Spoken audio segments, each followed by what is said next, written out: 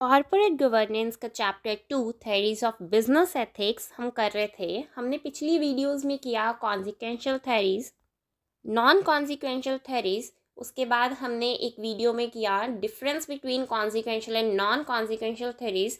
इस वीडियो में हम करेंगे other normative theories of business ethics. Actually simple words में अगर हम बात करते हैं तो नॉर्मेटिव थेरी सिर्फ उन्हीं के लिए होती है जो लोग बिजनेस में एथिक्स को फॉलो करते हैं। पहली हम बात करते हैं स्टॉक होल्डर थ्योरी की। हर कंपनी में शेयर होल्डर्स कैपिटल इन्वेस्ट करते हैं जिसके अगेंस्ट उनको डिविडेंड मिलता है।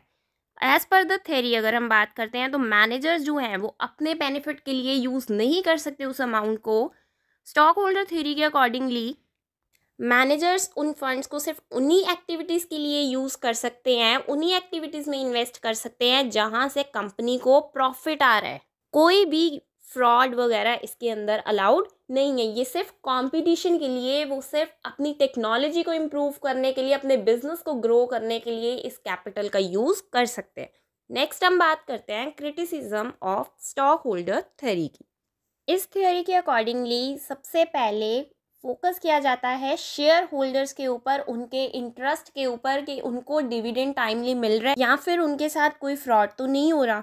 नेक्स्ट थ्योरी हम बात करते हैं स्टेक होल्डर्स थ्योरी। अब स्टेक होल्डर्स कौन होते हैं? जिसका भी किसी का कंपनी के साथ इंटरेस्ट है वो कंपनी के स्टेक होल्डर्स हो गए, चाहे वो कंज्यूमर्स हैं, चाहे एम्प्लॉयज़ हैं, मैनेजर्स हैं, शेयर होल्डर्स हैं, चाहे कोई भी है, उसका बस कंपनी के साथ इंटरेस्ट होना चाहिए। कंज्यूमर्स गुड्स परचेज करते हैं, एम्प्लॉयज़ काम कर रहे हैं वहाँ पे, मैनेजर्स मैनेज कर रहे हैं कंपनी को, शेयर होल्डर्स इन्वेस्ट कर रहे हैं, बैंक्स जो हैं वो फाइनेंस कर रहे हैं, तो हर किसी का अपना इंटरेस्ट आता है। इस थ्योरी के अकॉर्डिंगली एक कंपनी की सक्सेस तभी हो सकती है मार्केट में जब सभी स्टेक होल्डर्स का इंटरेस्ट फुलफिल हो पाए। अगर सबके इंटरेस्ट में कन्फ्लिक्ट अराइज हो जाए तो कंपनी की ग्रोथ जो है वो वहीं पे रुक जाएगी। अगर शेयर होल्डर्स कहेंगे मैंने पैसा लगाया, मुझे ज़्यादा प्रॉफिट मिलना चाहिए, बाकी बाहर में जाएं, तो इस तरह से बाकियों के इंटरेस्ट को ठेस पहुंचेगी। अगर कंज्यूमर्स हैं, कंज्यूमर्स कह रहे हैं हमें अच्छा प्रोडक्ट चाहिए, अगर उनको अच्छा प्रोडक्ट नहीं मिलेगा तो वो कंपनी से ज़्यादा परचेजिंग नहीं करेंगे। वहाँ पे भी किसको नुकसान होगा? कंपनी को होगा। जब तक कि स्टेक होल्डर्स सभी के इंटरेस्ट फुलफिल नहीं हो पाएंगे तब तक एक कंपनी ग्रो नहीं हो पाएगी इस थ्योरी के अकॉर्डिंगली। नेक्स्ट हम बात करते हैं criticism of stakeholder theory. सबसे पहले कि स्टेक होल्डर्स इतने सारे हैं, सबके इंटरेस्ट को फुलफिल करना कंपनी के लिए थोड़ा मुश्किल हो सकता है, सबके राइट्स को फुलफिल करना, क्योंकि बहुत सारे स्टेक होल्डर्स हैं। तो इसलिए ये थ्योरी जो है वो एक्चुअल में प्रिविलेंट नहीं है। एक्चुअल में क्या होता है कि जिसके पास ज़्यादा राइट्स है उसको कहीं ना कहीं वो बार्गेन कर सकता है, उसको कहीं ना कहीं ज़्यादा फ़ायदा हो सकता है।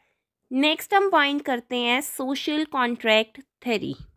थ्योरी के अकॉर्डिंगली अगर सोसाइटी ने कॉरपोरेशन को जगह दी है, उसको एग्जिस्ट करने के लिए दिया है, उसको कस्टमर्स प्रोवाइड कर रही है, तो उस ऑर्गेनाइजेशन का, उस बिजनेस का भी तो सोसाइटी के टुवर्ड्स कुछ राइट बनते हैं, क्योंकि आफ्टर ऑल कंपनी ने भी सोसाइटी के रॉ मटेरियल को, उसकी लैंड को, उसके लेबर को यूज़ किया है। इसीलिए ये समझा जाता है कि अगर बिजनेस ऑर्गेनाइजेशंस कुछ ले रही हैं सोसाइटी से तो वो वेल्थ क्रिएट करे, वो सबको कुछ ना कुछ प्रोवाइड करें, जैसे कि एम्प्लॉयमेंट्स जनरेट करें, इनकम जनरेट करें for everyone, goods and services produce करें, सोसाइटी के वेलफेयर में काम करे कि पोल्यूशन कम हो, कंज्यूमर्स को बेनिफिट हो, एम्प्लॉयज़ को बेनिफिट हो। लेकिन इस थ्योरी का भी एक क्रिटिसिज्म है। कुछ क्रिटिक्स हैं वो आर्ग्यू करते हैं सोशल कॉन्ट्रैक्ट जो है वो कोई कॉन्ट्रैक्ट नहीं है, उसको फुलफिल किया जाए ना फुलफिल किया जाए उससे कोई फ़र्क नहीं पड़ता है।